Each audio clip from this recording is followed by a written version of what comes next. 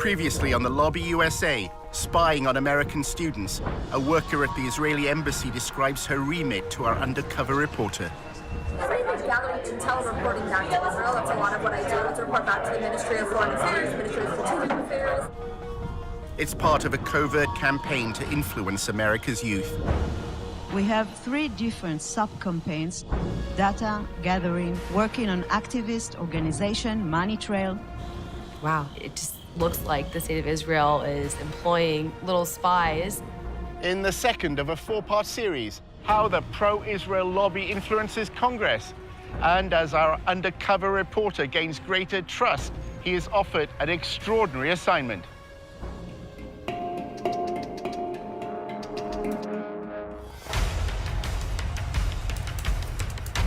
Using an undercover reporter, Al Jazeera's investigative unit infiltrates one of the most powerful lobbies in the world. Getting $38 billion in security aid to Israel matters, which is what AIPAC is doing. We examine how the lobby, led by AIPAC, the American Israel Public Affairs Committee, has secured unwavering support in Congress. Congressmen don't do anything unless you pressure them. And the only way to do that is with money. What the lobby is all about is to make sure that Israel gets special treatment from the United States forever. But after occupying Palestinian lands for half a century, the pro-Israel lobby is facing a new challenge. We called for a full boycott of Israel, divesting from it, and eventually imposing sanctions on it to achieve UN-stipulated rights of the Palestinian people. A movement to boycott, divest, and impose sanctions on Israel, BDS, was formed on American campuses. It seems to be achieving its goals. It threatens future American support for Israel. We believe in justice for all people. So that means the occupation has to end. Israel's Ministry of Strategic Affairs responded with a covert operation to defeat BDS. אתה צריך לעשות את זה עם הרבה מאוד עמימות. זה לא גוף צבאי היררכי שאם הרגנו את X, אז כל הגוף מתחתיו לא פועל. So the Israeli government leverages Jewish organizations in the diaspora. Absolutely. It's a psychological campaign involving spying and smears. You discredit the messenger as a way of discrediting the message. Just stay on message. And what is that message? BDS is a hate movement. While our reporter monitored pro-Israel groups, he was asked to go undercover for the lobby. You're going into enemy territory. It's not for everybody.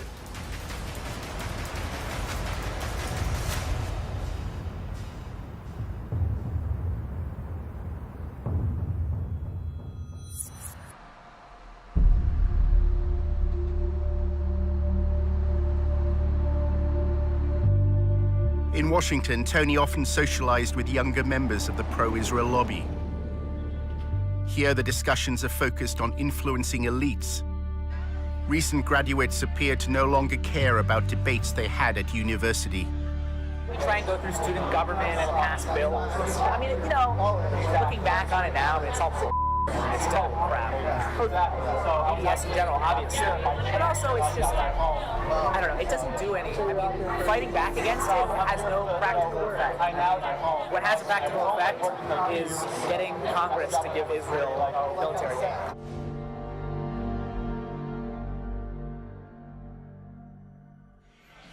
At the end of the day, it doesn't matter what happens at the University of X. What matters is what happens here. What matters is what happens in the capitals of the state, the capitals of other countries. The pro-Israel lobby is keen to co-opt elites beyond America.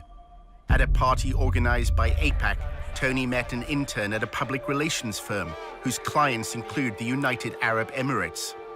The lobby apparently has allies in the Arab world.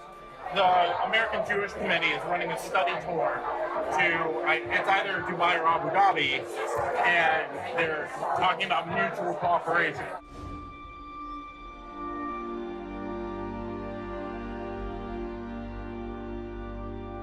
What are the ties like between the UAE and Israel? They're getting so much better.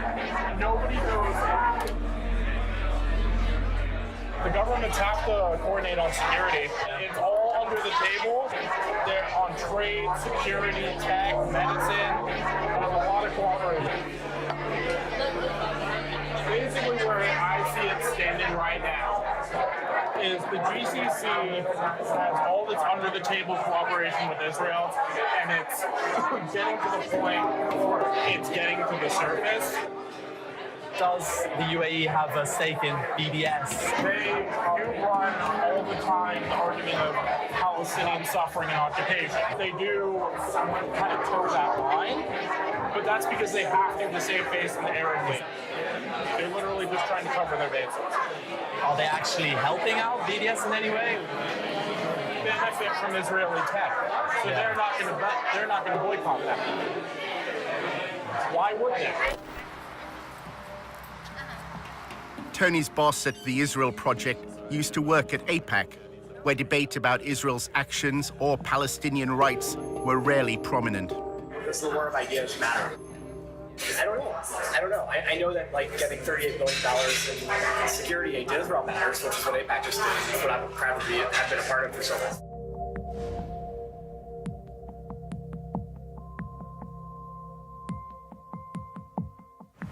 My job was basically to convince students that participating in the war of ideas on campus is actually a distraction. You can hold up signs and have rallies on campus, but the Congress gets $3.1 billion a year for Israel. Everything AIPAC does is focused on influencing Congress. Congress is where you have leverage, so you can't influence the President of the United States directly, but the Congress can. AIPAC is very interested in making sure that every representative and every senator toes the line on Israel. And it is highly effective in that regard. That's why it's considered to be synonymous in many people's heads with the lobby. AIPAC's website shows members of Congress attending its conferences and declaring their support for Israel. And on behalf of Congress, thank you for sending a clear and unequivocal message to the world that the United States stands with Israel now, tomorrow, and always. I reject the BDS movement, whether it be on campuses in France and London or right here in the United States of America. To get elected in the American political system, you need lots of money. What AIPAC does is it makes sure that money is funneled your way if you're seen as pro-Israel, and it'll go to significant lengths to make sure that you stay in office if you continue to be staunchly pro-Israel. May God bless Israel. May God bless the United States of America. May God bless you all. Thank you so much. Thank you. They have questionnaires. Anybody running for Congress is expected to fill out a questionnaire. And they evaluate the depth of your commitment to Israel on the basis of that questionnaire. Then you have an interview with local people. If you get AIPAC support, then more often than not, you're going to win. Jim Moran is a Democrat who represented a congressional district in Northern Virginia. You realize it's not just the money, it's the number of concerned activists. They'll send out postcards, they'll make phone calls, they'll organize. I mean, that's the democratic process. They understand the democratic process. We made sure that there were people in every single congressional district. And then you'd call them up and say, I'm calling from AIPAC in Washington. I did these calls. We hear that you're good friends with Congressman so-and-so. Oh my God, yes. We've been friends since elementary school. Well, what does he think about Israel? I never talked to him about Israel. Well, can I come down and talk to you and help you figure out a way to talk to him about Israel? No, just tell me. What should I say? I don't have to. I'll just tell him. Our undercover reporter wanted to learn more about how funding is secured for congressmen. Speaking of the devil. David Oakes, a prominent pro-Israel advocate, invited Tony to a fundraising event. Oakes later called him to discuss the details. Is it just a social event? No, hold on. I'm going to email you a list of the people that this group supports. This is the biggest ad hoc political group, and definitely the wealthiest in D.C. Hold on. Mark Kirk, the senator from Illinois. Ted Deutsch from Florida. Barbara Comstock, she's the congressman from Virginia. Richard Byrd, North Carolina. Kelly Ayotte, she's fantastic. She's in the Arms Committee. They'll walk in the room and they'll say, everything here is off the record. And then they'll say, here's a little bit about me, and then people will ask very specific questions. The fundraiser was being held in a wealthy suburb of Washington. The AIPAC group, it makes a difference. It really, really does. It's the best bang for your buck, and the networking is phenomenal. Congressmen and senators don't do anything unless you pressure them. They kick the can down the road unless you pressure them. And the only way to do that is with money. Right now, our current contribution limit from any person to a candidate is $2,700. Now, that's a lot of money, you know, and that can certainly buy some gratitude with the lawmaker.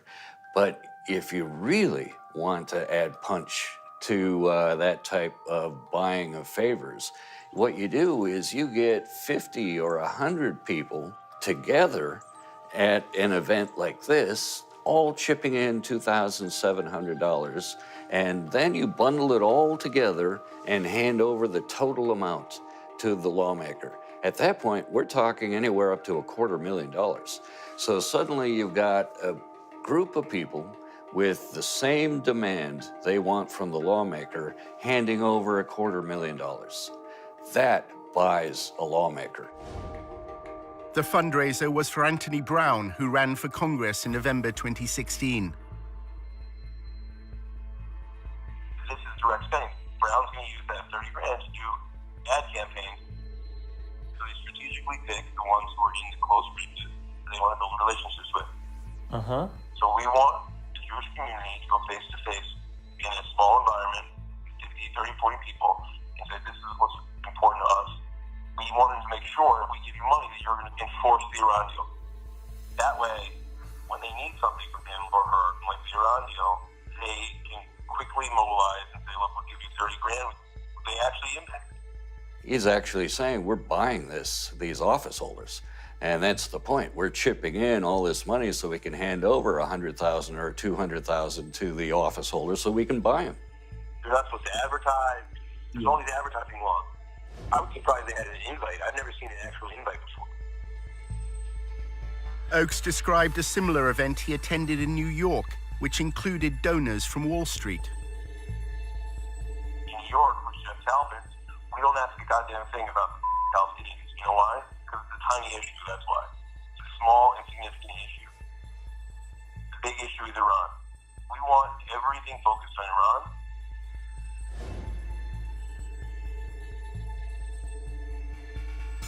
What happens is Jeff meets the congressman in the back room, tells them exactly what his goals are. And by the way, Jeff Talbot is worth $250 million.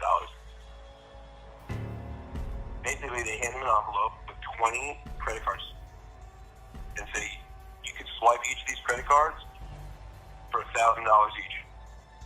There is a disclosure law that is designed to highlight whether there may be potential money laundering going on in events like this. And that is if the funds are earmarked. And that means the organization has to disclose who showed up at that event and how much each individual chipped in and what they handed over to the lawmaker. What's the name of the group that puts this on? It doesn't have a name. There's no name. It's an ad hoc political group. For all the legal reasons, people pool their money. What this specific group is doing to try to avoid that disclosure requirement, it isn't taking money and then putting it in its own account and then handing it over to the office holder. It's just collecting credit card information and then turning that over directly to the candidate. Therefore, it's not violating the earmarking law, and they're not reporting this. All we would see on the campaign finance reports are the individuals who contributed, but there'd be no record on those campaign finance reports that they worked together as a bundling group, that they were all at this event. All we'd know is person A gave $2,700, person B gave $2,700, and we'd have no idea they're working in tandem with each other. The one in New York is 10 grand over 2 cycles. It's a minimum commitment. Some people give a lot more than that. Whatever your commitment is. So like if you give 5,000, you definitely ensure that I don't go over the 2,600. You know what I'm saying? If one is at a meeting where person A wants to give $5,000, another person has only $100 to give, and that person gave $2,500 to the other person at that meeting as a gift, and they both therefore gave a total of $5,100, would that be illegal? That would be illegal. That would be laundering of campaign contributions. The limit applies to the individual. And so each individual is subject to that $2,700 limit. And if any individual goes over that limit, they are violating the contribution limit. They cannot legally do that by laundering money through other individuals. If you give $5,000, you have to ensure that I don't go over the $2,600. You know what I'm saying?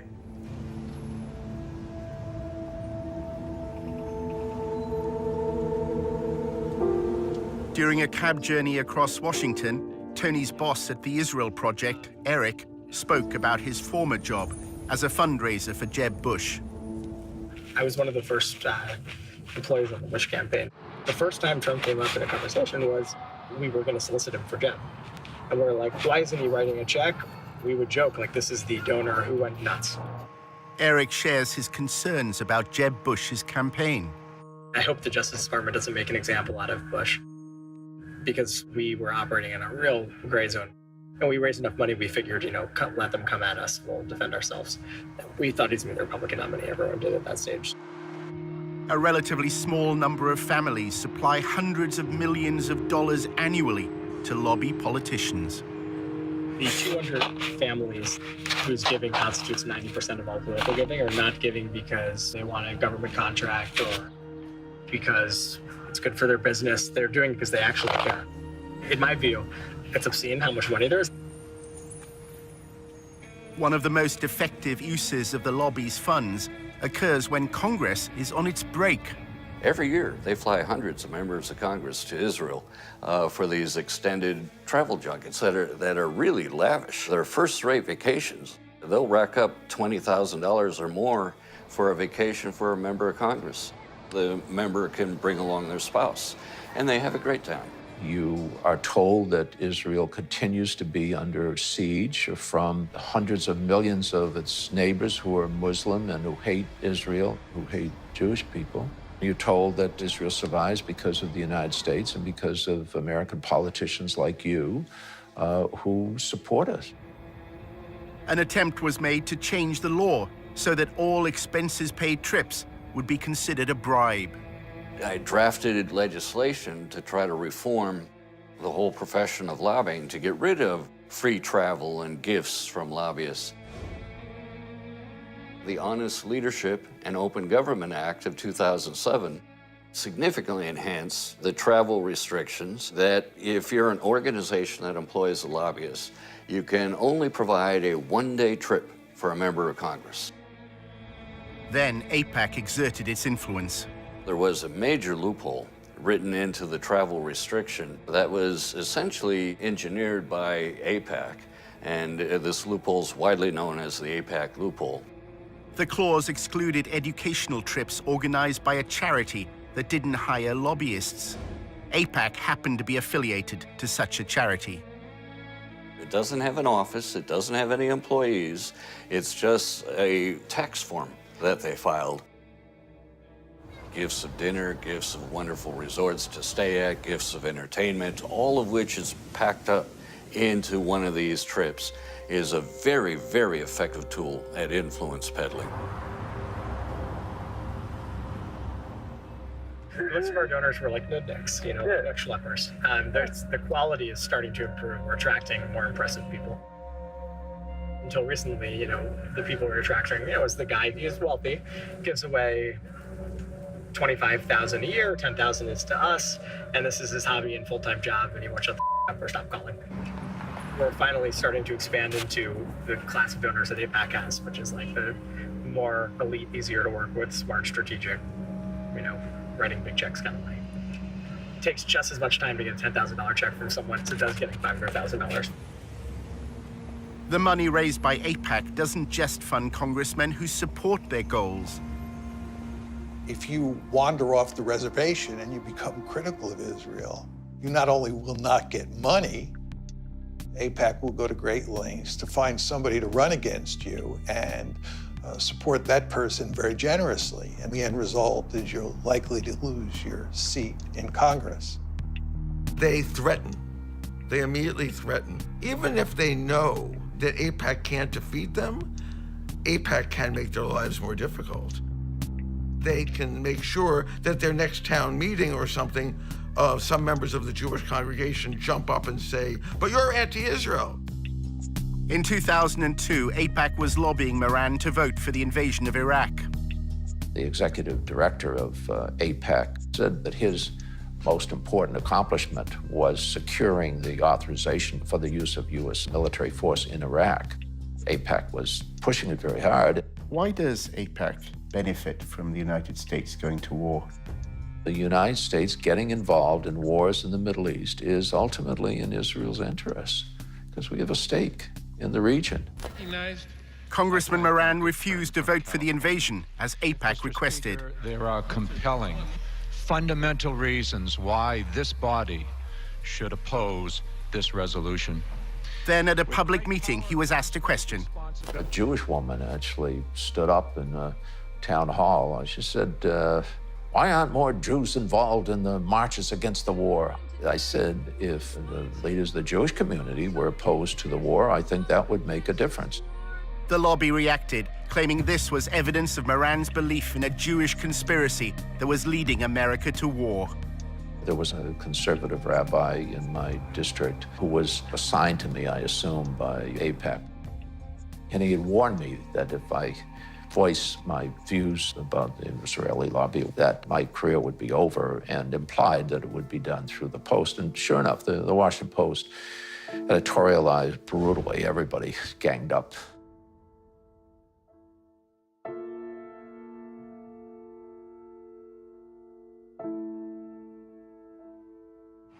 So what are the main outlets that TIP work with? Washington Post is the biggest one. Okay. Isn't that like just down there or something? Yeah, it's actually that building. Moran claims the Washington Post's editorial board has a close relationship with AIPAC. The principal editorial board of the Post itself has been a very effective instrument because they've been able to maintain their credibility. And it's a great paper in every other way, but because they have such credibility, they're extremely effective. Everyone knew he wasn't anti-Semitic. Anti-Semitism has come to mean anti-Israel. The AIPAC crowd doesn't really care very much about whether or not a person likes Jews or wants one to move next door. All they care about is what their position is on Israel. Both of my daughters married Jewish men. My grandchildren are Jewish. Anybody that considers me anti-Semite is ignorant.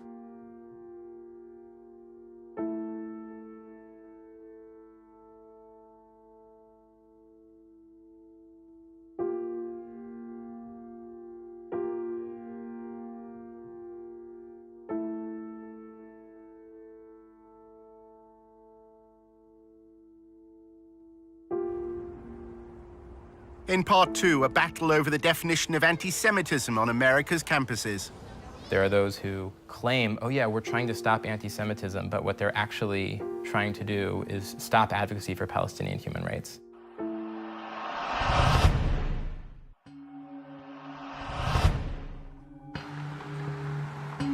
In part one, our undercover reporter discovered that many young people in the pro-Israel lobby have given up debating the BDS movement on campus. We try and go through student government and pass bills. I mean, you know, looking back on it now, it's all it's total crap. Fighting back against it has no practical effect. What has a practical effect is getting Congress to give Israel military aid. Tony was attending a party run by an advocacy group that he'd joined. A journalist then approached him with an extraordinary proposition. He wanted Tony to work undercover for the lobby at a meeting of BDS activists. for the Algeminer, and we're trying to recruit someone to go undercover just to go there and just see what's going on. And I think the person would get paid for it too.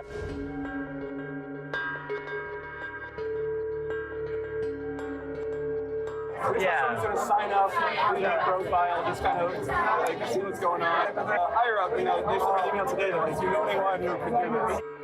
For some reason, he popped into my head.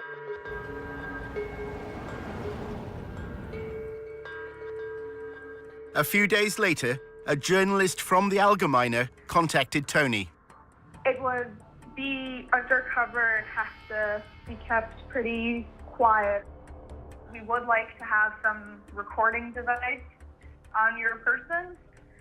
Any level of potential danger or, difficulty, violence or verbal assault, none of that concerns you or puts you off? No, because I think I'm pretty good at just being kind of zen in the face of verbal assaults.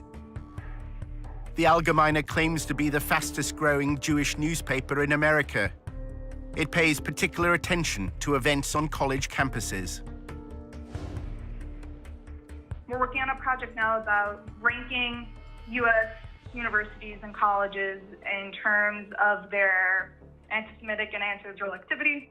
We have a campus bureau that monitors this sort of behavior and these incidents and these campaigns all day long, all week long. The Allgemeine often reports that anti-Semitism exists amongst pro-Palestinian student groups. The language that comes from those arenas move into that sphere of the new anti-Semitism, which is anti-Israelism. And that's a big focus at the Campus Bureau, looking at the blurring of those lines and where those boundaries have eroded. As journalists, right, exposure is the goal, exposing truth. In August 2016, a story in the Allgemeine caused waves in Washington's pro-Israel circles. The thing that I'm working on, you might have seen the news recently about a cesspool of anti-Semitism at the University of Tennessee.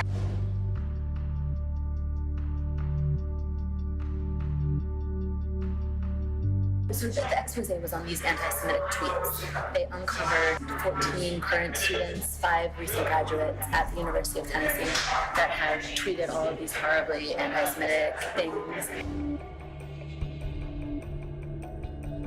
The evidence was released by an anonymous group within the pro-Israel lobby.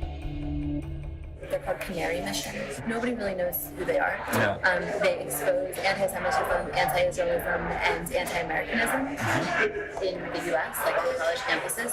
They study it and then release these expose reports, but they're secretive. They don't reveal who they are.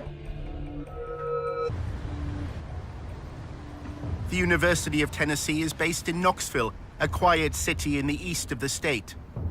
Tennessee is conservative and religious. The Christian church has political influence here. 6 out of 10 voters opted for Donald Trump. At the university, students and professors, including opponents of BDS, were taken aback by the headlines. It said that there was rampant anti-Semitism at the University of Tennessee.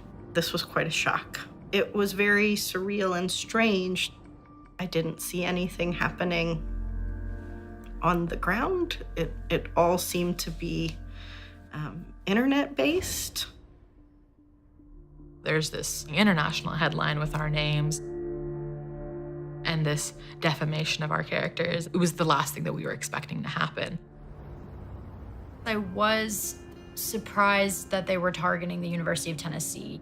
I mean, there's just not a whole lot going on in Knoxville. It just seems such a benign target. Several tweets were clear-cut examples of anti-Semitism. Some failed to distinguish between Jewish people and the State of Israel. Others made vile references to the horrors of the Holocaust. There were definitely some very anti-Semitic things said, but it seemed to be by a limited number of students. Those tweets are horrible, and that should not be supported by anybody.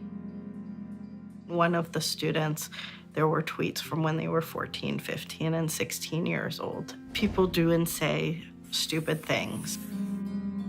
Students who were campaigning for Palestinian equal rights were immediately suspicious, believing the Allgemeine had another motive in running the headline.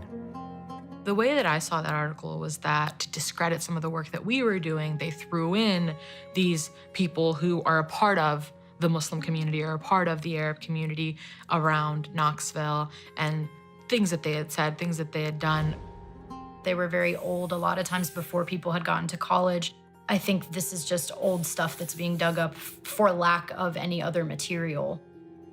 I was really horrified that you had essentially this blacklist of students. The list included Summer Awad, a Palestinian American. She was accused of supporting terrorism after sharing a Facebook post. In that image, I mean, all it is showing different tools of Palestinian resistance. One of them's BDS, one of them's stones, and the one that they circled happens to be the knife.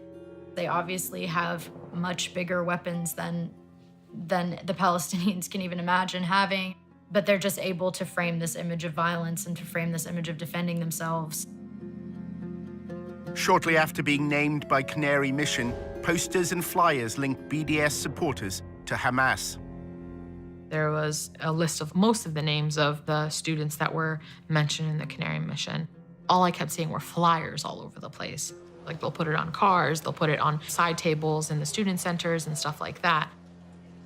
That kind of scared me, to think that there are actually people physically on campus posting these things.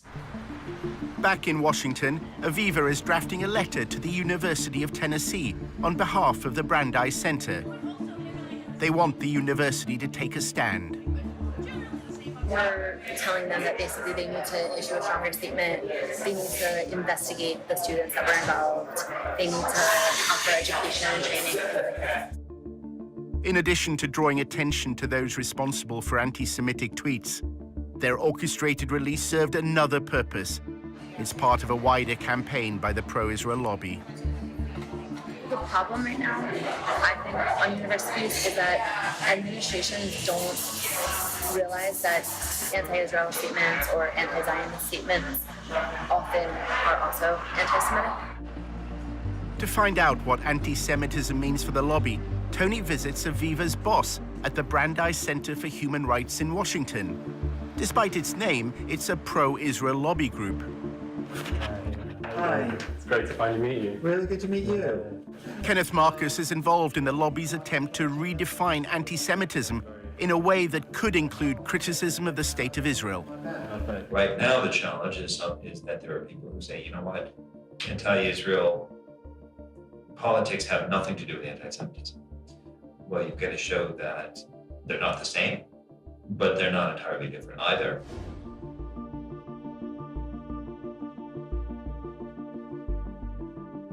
The goal is to have the federal government to establish a definition of anti-Semitism that is parallel to the State Department definition. The US State Department defines anti-Semitism using a three-point test known as the 3 Ds. It includes statements that demonize Israel, those that apply double standards, or those that delegitimize the state. There have been attempts by some to try to define anti-Semitism in such a way that conflates actual anti-Semitism with completely legitimate criticism of Israel or Israeli government policies. They are overly broad and vague to the point where any kind of criticism of Israel or of Israeli government policies can be labeled as anti-Semitic. One of the major tactics that the lobby uses to defend Israel, and it's done this for a long period of time, but it's using it more and more these days, is to identify people who criticize Israel as an anti-Semite. The letter that Aviva was sending called for the University of Tennessee, Knoxville to address a long-standing problem of anti-Semitism on campus. The Brandeis Center is urging American universities to adopt a definition of anti-Semitism that could include criticism of Israel. We're trying to get universities to adopt a uniform definition, whether it's the state department's definition or a similar version of it, because then we think that the administrators would be able to understand anti-Semitism better and discipline students for hateful and discriminatory actions. The Brandeis Center also wanted the university to screen what they described as a path-breaking film called Unmasked Judeophobia. It was made by a member of staff at the university and featured Kenneth Marcus. It is now socially acceptable to say lots of different things that were not acceptable in the past. Anti-Israelism and anti-Semitism is one example. It tries to make the claim that Muslims have adopted Nazi-like anti-Semitism and are going to essentially lead the next Holocaust on the Jews. The film positions anti-Semitism at the heart of the BDS movement. It was not sponsored by the chancellor, but it was held at the law school, and Ken Marcus did attend. It was screened on the day that commemorates victims of the Holocaust. The film was not appropriate for Holocaust Remembrance Day. As a scholar of the Holocaust and anti-Semitism, I would just say the film's conclusions didn't meet scholarly standards. Exactly why Washington's pro-Israel lobby is concerned by events in Tennessee is at first hard to understand, until one considers the growth of evangelical Christianity in the southern states. Tennessee is a Bible Belt state, and the capital of Tennessee is known as the buckle of the Bible Belt. And that good old Southern Christian culture is very strong here, and a big part of that has now become this rhetoric of Christian Zionism.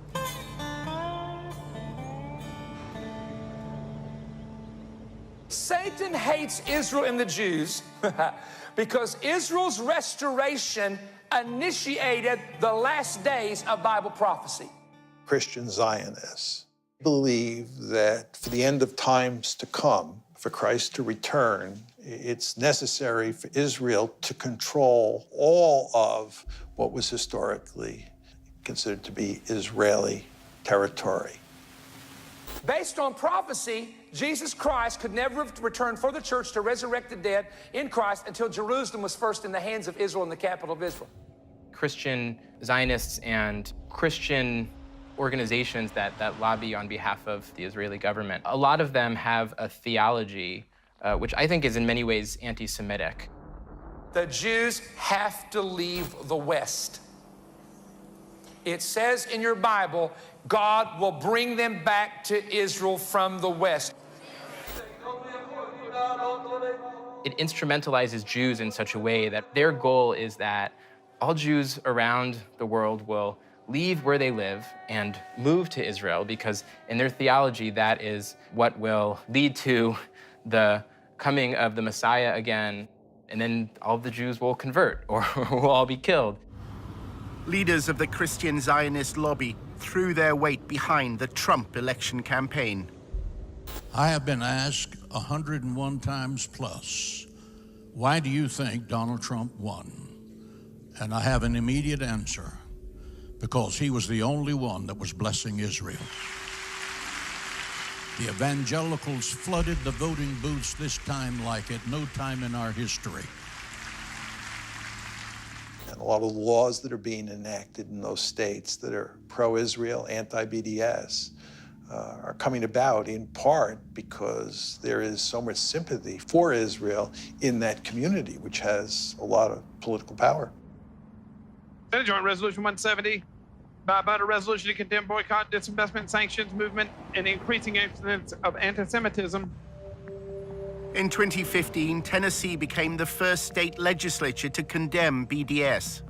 It's the result of the lobby's attempt to use legal means to quell BDS on campus. In recent light of anti-Semitic things that have happened here in Tennessee on our college campuses, we are just expressing our support as an ally for the state of Israel. And with that, I renew my motion.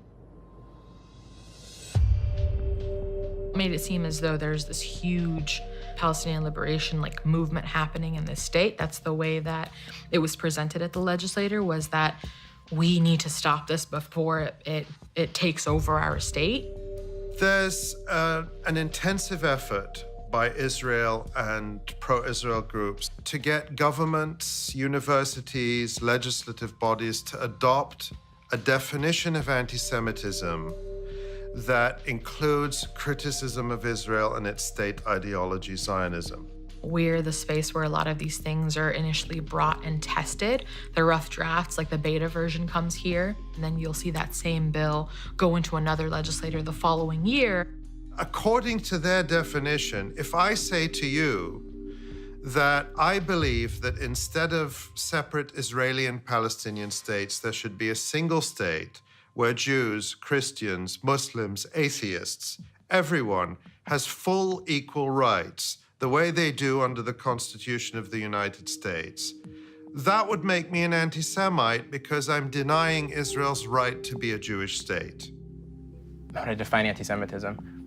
I would say hatred, discrimination, violence, animus towards Jews for being Jewish, I would say is the broadest definition of anti-Semitism. They have created this perverse definition of anti-Semitism where calling for everyone in Palestine, Israel to have equal rights is somehow an attack on Jews. And they're trying to get this pushed into official definitions. And this has been a key goal of people like Kenneth Marcus and the Brandeis Center, so that they can then go after people who are advocating for equality and bring them up on charges that they're actually anti-Semitic bigots. You have to show that they're racist hate groups and that they are using intimidation to get funded and to consistently portray them that way. 6 months after the Allgemeine ran its report, an anti-Semitism awareness bill was brought before Tennessee's State Assembly. The bill incorporates the 3Ds definition, which can include criticism of Israel. Kenneth Marcus gave evidence. When I had read a newspaper article in a major national Jewish newspaper indicating some issues, we independently verified several different issues going on with blogging, I think it was Facebook entries, Nazi-type references to Jews, and the need to kill Jews. They may have dealt with that, but it seems to me it's an indication that the problem is here. In order to create enough sort of political momentum and hysteria to get these bills through, you need to show that anti-Semitism is rife on campuses. You see groups like the Brandeis Center jumping on headlines which are very dramatic and very scary. Incidents like the one that they claimed happened at the University of Tennessee are certainly helpful in a political sense if you're trying to push legislation like that through. A right to exist. Aviva Vogelstein also traveled to Tennessee. If a student on a campus says, from the river to the sea, Palestine will be free, meaning that from the Jordan River to the Mediterranean Sea, there will be no state of Israel, that would be considered anti-Semitic. Another example would be when students on campus chant things like, Intifada, Intifada, we support the Intifada. That's calling for, an Intifada is calling for violence against innocent Israeli civilians. And that is an incitement to violence. And it's calling for demonization and delegitimization of Israel. 7 months earlier, when Aviva was writing the letter to the University of Tennessee, she was talking to a leader of the Jewish community in Knoxville. It seems that she told Aviva that the University of Tennessee doesn't have a long-standing problem of anti-Semitism. She's like, I've been on campus for 10 years and there have been no actual incidents of anti-Semitism. These tweets are obviously disgusting and need to be addressed. It's very misleading that they're calling this a cesspool of anti-Semitism. Jewish students at the University of Tennessee repeated this sentiment before the state legislature. When people say things like we're experiencing anti-Semitism, it hits us pretty hard. When we were told that this was being said about our university and the climate at our university, we were really confused because we had never heard about any form of anti-Semitism that was happening on our campus. So this was kind of, the first thing to come to us. So if we're the students who are supposed to have been affected by this so-called climate, you would think we would kind of know about it before. There's no evidence that there's sort of an atmosphere of intimidation against Jewish students. Once you look behind the headlines at Tennessee, that's what everybody said. I think it's important to highlight that any allegations that this bill is based off of, those allegations are purely external allegations, meaning they're coming from all over the country except for Tennessee. Everybody agreed on that. The only people who didn't agree were the people coming from outside the university, Kenneth Marcus and others, who have the agenda to present the University of Tennessee and other campuses as dangerous places for Jewish students. One of the consequences of the allegations of anti-Semitism has been to temper activism for Palestinian equal rights. You can look at this campus in the last 8 months and see that there has been little to no activism on that forefront. I would say last year this time, we had a new sort of like adrenaline underneath us, and then this kind of completely killed our fire. And it was hard to gain that momentum once again. Remember that there's 2 steps in the lobby's game plan. The first is to put out a story that's very favorable to Israel. But the second step is to do everything possible to minimize the amount of debate there is about Israel and silence the other side as much as possible. After Aviva spoke to Jewish students in Tennessee, she also learned that their greatest concern is unrelated to pro-Palestinian activism. BDS is not a real movement on the campus. Students for Justice in Palestine, which has like a large following nationwide, has like very few active student members. We mostly only have problems with Christians trying to proselytize the Jewish students, because in the South it is happening. Everyone is so like, it's like all evangelical. I find it incredibly troubling that at a time when we see a rise in real broad daylight anti-Semitism in the United States, there are those who claim, oh yeah, we're trying to stop anti-Semitism, but what they're actually trying to do is stop advocacy for Palestinian human rights. A short time later, the Allgemeine contacted Tony once more to discuss his proposed mission to work undercover at a BDS event. The editor explained what they wanted. One of the projects that we've been looking to do for quite a while is to try and infiltrate some of these groups, get undercover and discover what they're about from the inside. You explain the war, it's a hostile environment and there's some risk involved. The goal would really be to uncover any evidence of not just bias, but real bigotry, the correlation between the BDS movement and hatred of Jews. Tony is given a list of persons of interest. They're all on the Canary Mission website. Go to canarymission.org. Have you heard of Canary Mission? A little bit. Could you tell me about it?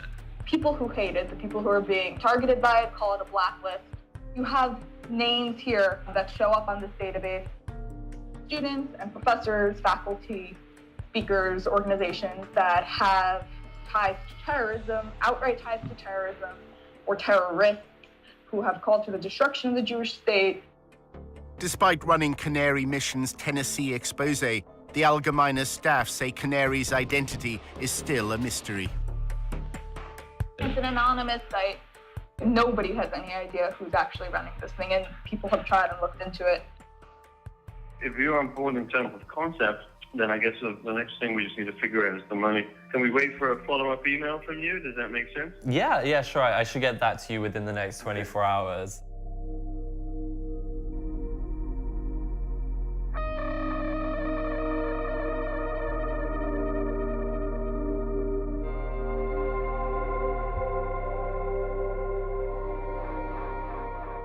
Coming up in episode 3 of The Lobby, how anonymous websites smear pro-Palestinian activists on campus. It was really an attempt by people who didn't know us to think, maybe I can destroy this marriage at the very least. It's psychological warfare. Drives them crazy.